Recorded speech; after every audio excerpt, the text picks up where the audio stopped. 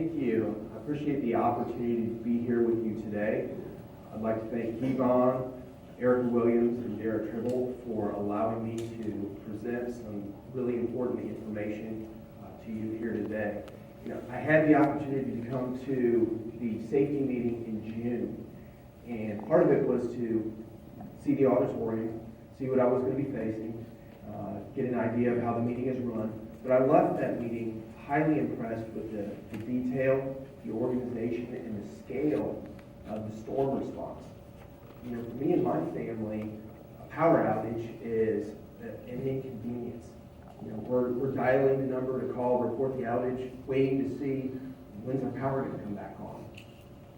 But to see what goes into that, to see all of the people, the time, the organization that is required to get that back on was very impressive, and I found the meeting very, very interesting.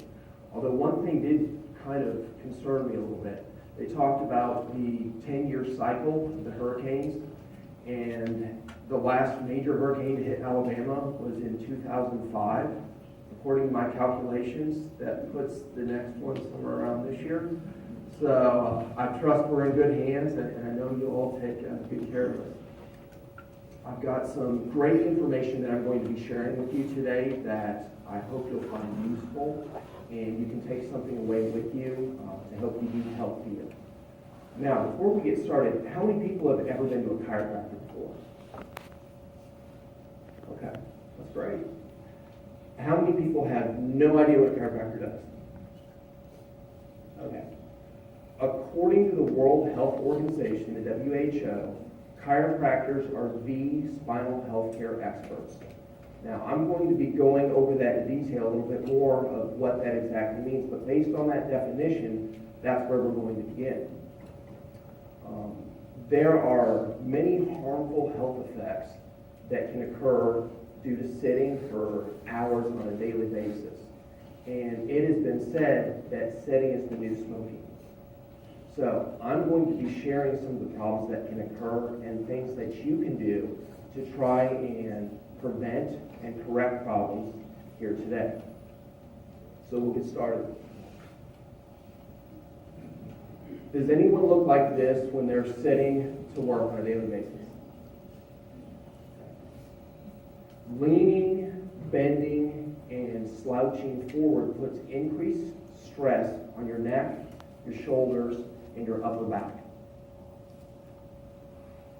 Now, this is a great chart to actually show you this is the force of gravity onto your spine. So you can see when you're standing, you have 100% the force of gravity onto your spine.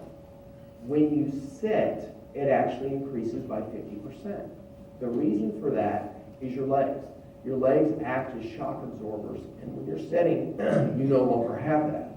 Now, when you begin to lean forward, you see how that increases the force even more. And if you skip to the last one, 275% more force is on your spine from sitting and bending forward. And this looks very familiar to what we saw in the last slide. So, some of the different solutions that you can have are, one of them is a sitting to standing workstation. I know in talking to people that ergonomics has been something that Alabama Power has been working on. Is that correct? Been dealing with that? This is one of the solutions. And what this does, sit to stand workstation allows for the versatility of standing when it's convenient for you. There's several different varieties of sit to stand stations. One of the things that standing does is it helps prevent chronic shortening of your hip flexors, your hamstrings, and your low back muscles, which can cause different health problems. Now, this is a great statistic, and if you see this right here, 44% increased death rate due to hyperkyphosis was found in this study. Hyperkyphosis is the extreme forward bending that we tend to see most often in elderly, especially in elderly women. It's become more common in young people today. Does anyone have any idea why it would be more common in younger people? That forward bending posture. Gaming. Excellent. Texting. Yep.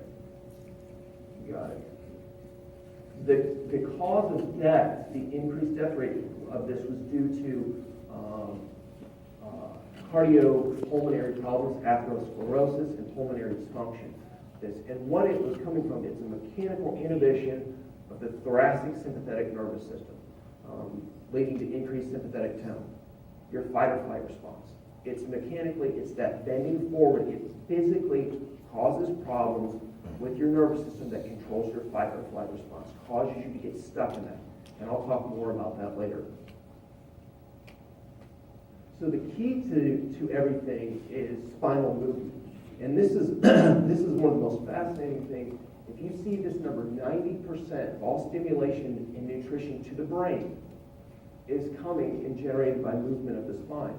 There's actually thought now in the medical and scientific community that the spine is its own organ. It's not just a group of bones. It's the plexus of nerves and how it controls everything and is sending signals back to your brain. So movement is very, very important. You know, it's one of the things that I really applaud Alabama Power for. I know that you have a program based on steps and being more active, and that is something now you can see what that's actually doing. So for any one of you that's taking advantage of that, keep that up. If you haven't started, now's a great time to get going on that. One of the reasons that we're seeing these problems more commonly now is because we're less active than our ancestors. Our ancestors were out working in the fields. They were working in factories, doing manual labor types of things. Now with technology, we're sitting a lot more. And so you're starting to see a lot more of these problems. Movement is the key to staying healthy. Now, these are some of the different health problems that can occur due to technology and sitting. I want everyone to read through this list here quickly.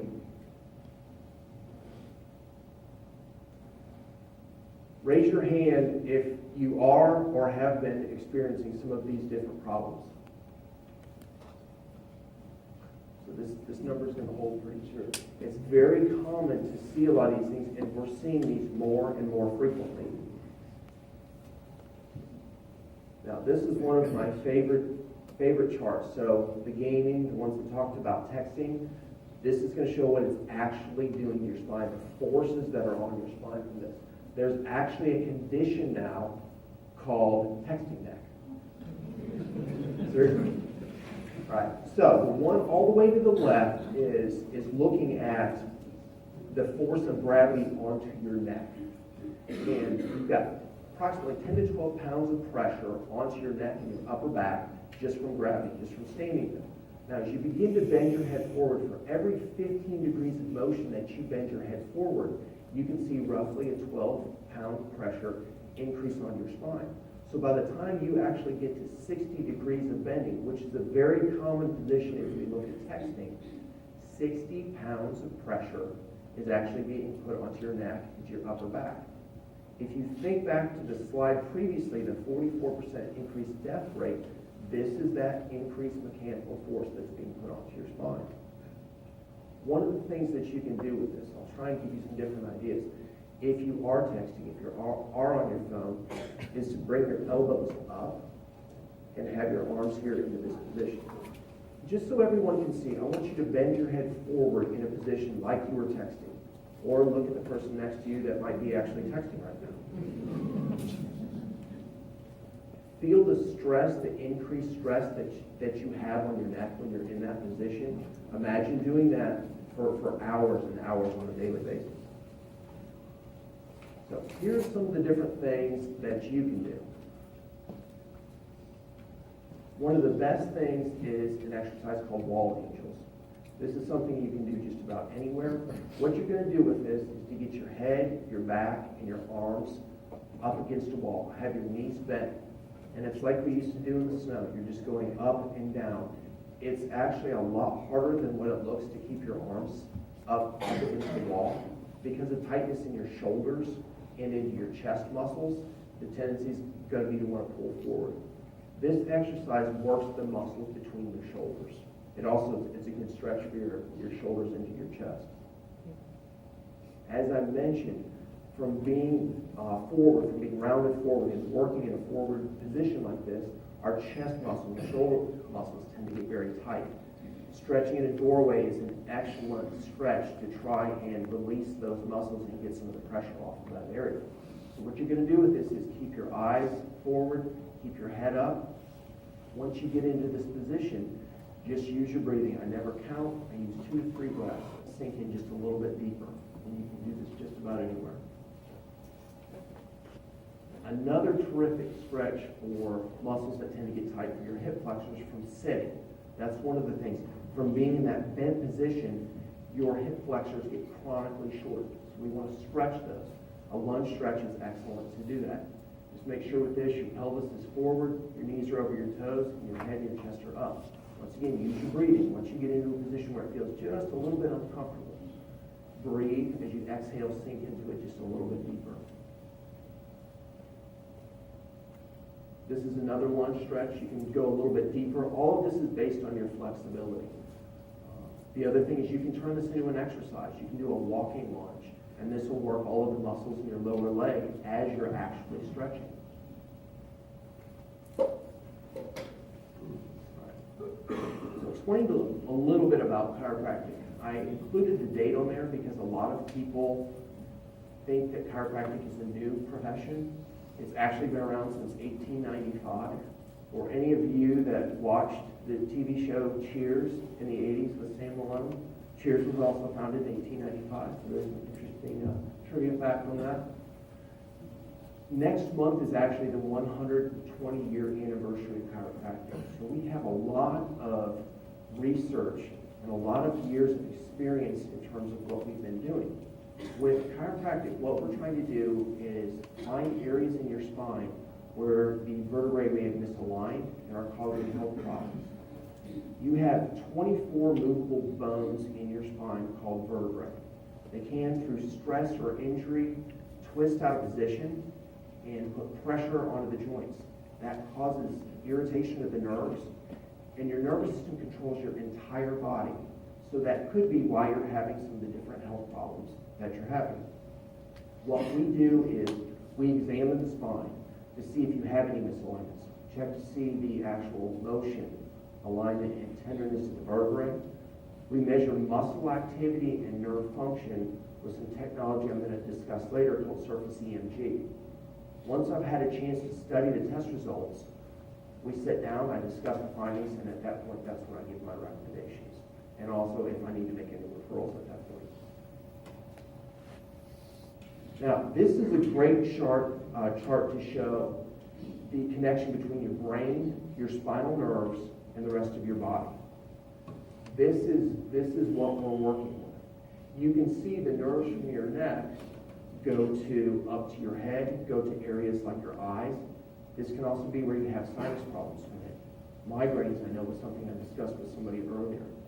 The nerves from the lower portion of your neck or your upper back go down into your arms. I discussed with somebody about fishing, carpal tunnel. A lot of times things are actually coming that are down in your arms are coming from up into your neck. As we work our way down, you can see the nerves from the middle of your back are going to go to your stomach. Acid reflux is something, or digestive problems are something that we see a lot. Getting further down the back, you see even getting down to the colon, irritable bowel, things like that you wouldn't necessarily equate with chiropractic or with the spine. You can see it all originates from the nerves. Now, this is a really neat way when I talked about the fight or flight response. This chart right here shows what's called your autonomic or automatic nervous system. The column on the left shows your sympathetics. That is your fight or flight response. This is if you're being chased by a bear. You're either going to fight it or you're going to run away. So this is all the things that allows that to happen. Your pupils are going to dilate, your eyes get big. Your heart's going to beat faster and stronger. You're going to get more air into your lungs. The blood that's in your stomach is going to rush out to your skeletal muscles to allow you to move like you need to. But this could also be, if you think with the storm response. You know, I've seen the stress, the work, the time that goes into what people are having to do. And you think of the lack of sleep, the stress, poor nutrition, different areas you may have to be in, travel, that is going to overload that sympathetic nervous system. This is also what we see, it begins even in infants. Think of colic. Go through that column and look at all those different things that happen. Even in babies, they demonstrate this, they just can't discuss it. So you're going to see hearts beating faster and stronger. Digestion is going to be poor. You'll see increased tone into the muscles. They are not at ease. They're not going to sleep as well. So this is something that you can see. As you get a little bit older, you're going to see this in kids, focus issues, ADHD, sensory, all the different things we're starting to see more and more. People are more and more stressed, and their nervous systems and bodies are more and more stressed. So what's supposed to happen is that column on the left is the complete opposite. Parasympathetic is also called the rest and digest, or wine and dine. This is what brings you out of fight or flight. Where you have problems in the neck, especially in the tailbone, that's where that parasympathetic nervous system is. If it's not functioning the way that it should, that's when you get stuck in fight or flight. That's where you start to see those chronic problems like we talked about, atherosclerosis, pulmonary dysfunction, fibromyalgia, migraines. A lot of these different chronic types of inflammatory problems are coming from overstimulation and being stuck in that condition. So we've got some great technology that we use in our office to try and assess this. One of the things that we use is called surface electromyography. It's made by a company called Vision. This is great. It's electric. It literally is measuring electrical current in your spinal muscles in microvolts. It was developed by a NASA researcher to test the effects of being in a flight simulator on astronauts. And they wanted to quantify what was happening to their muscles. They were getting, basically, their hands were going numb, and they were wanting to see what was going on. So what this measures, like I said, is the electrical current in your spinal muscles. It's going to show areas of imbalance and tension. Muscles that are too strong or tense, and also areas of weakness. This is an ideal graph. What I've done, and I'm really excited, is to show you some actual, these are patients of mine. These are different case studies that I have, and how people responded to the treatment that we delivered to them. People don't come in because of pain. They don't come into my office because of that. They come in because of how it's limiting their life, how it's affecting their life. It's keeping them from being able to do something.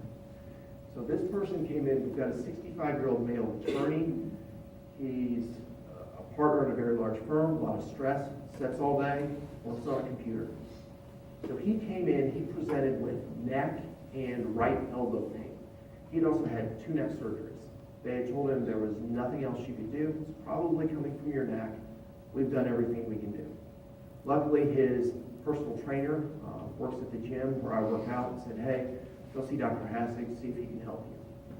We did the scan on him, checked, and said, hey, you've got a lot of stuff going on. So just to give you an idea, this number right here, the ideal, this is 727, the ideal is 100.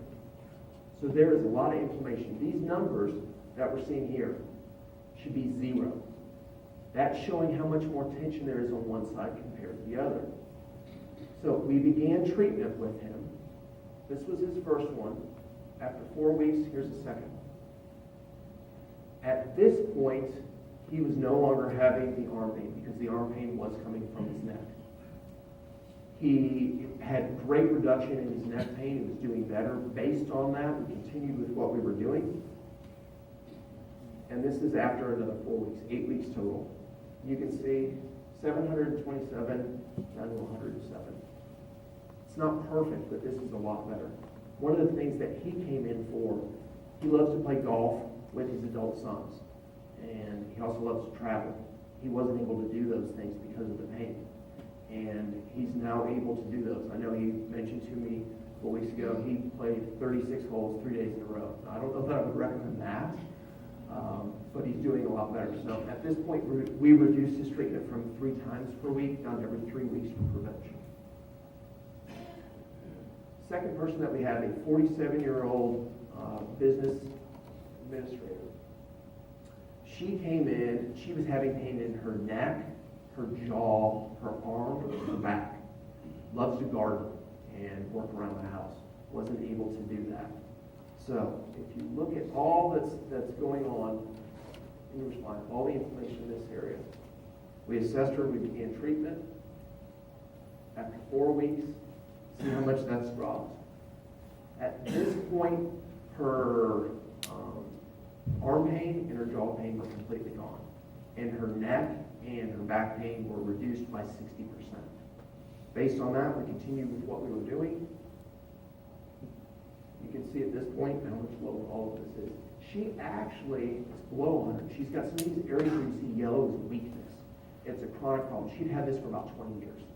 So it wasn't going to get fixed overnight, but it was doing much better. But at this point, she had no neck pain, no back pain. She was able to garden for as long as she wanted to and work around the house. The last example that I have is a 43-year-old male air traffic controller. A lot of stress.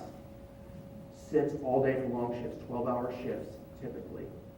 Sitting caused pain. He was having low back pain and right hip pain. So we assessed him. He was actually having to start to miss work because of this. He couldn't sit for long periods. So we had his first re-examination with this. His right hip pain was completely resolved. It was gone. And his low back pain was 70% better. Based on that, we continued with what we were doing. And at this point, his low back pain was completely gone. One of the things that he enjoys to be able to do, along with work, and he was able to work full shifts again, was to do work around the house. He was remodeling the home, and I know a couple weeks ago when I spoke with him, he said that he was anticipating his home remodel to 6 months. He was on month 18. We've seen him through that process. He's been able to do almost all the work himself, lift, bend, squat. He actually fell into his crawl space at one point, and it took several treatments that got him back to do what he needed to do, and he didn't miss any work, most importantly. So there are a lot of different, I saw a lot of hands raised when we talked about chiropractic. There are a lot of different methods and techniques within chiropractic. We specialize in a technique called activator. It delivers precise, comfortable results. What this actually does, this instrument, it's electric, and it delivers a controlled tap, a thrust. I was talking earlier about some of the technology in this. I won't bore you with it. They worked 7 years in developing this with a biomedical researcher at Baylor Medical School. I'll just say it's almost a perfect sine wave for any of you that are familiar with that. That's the ideal waveform. It's 94% of that. All that means is almost all of that force, 94% of the force that goes into your body actually gets to the target tissue, which is the nerve. When we do it by hand, about 5% actually gets to your body. The rest of it gets lost into your muscles. So what this does is you're lying comfortably down on your stomach. It feels like a tap. You see a soft, flat rubber tip on this.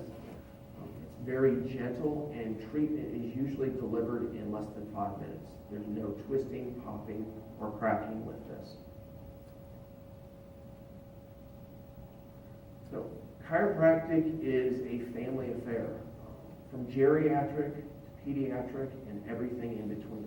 Our youngest patient, other than my own children, has been 3 days old. Actually, the only house calls we've ever done has been for moms and for babies after delivery. It helps you to lead your life to the fullest and get the most out of this. So, that concludes my presentation. Does anyone have any questions about anything that I've gone over here today? If you have any questions, I have some information in the back. Also, feel free to email me or call my office if anything comes up and you'd like to know about. I appreciate your time and for allowing me to speak to you today. Thank you.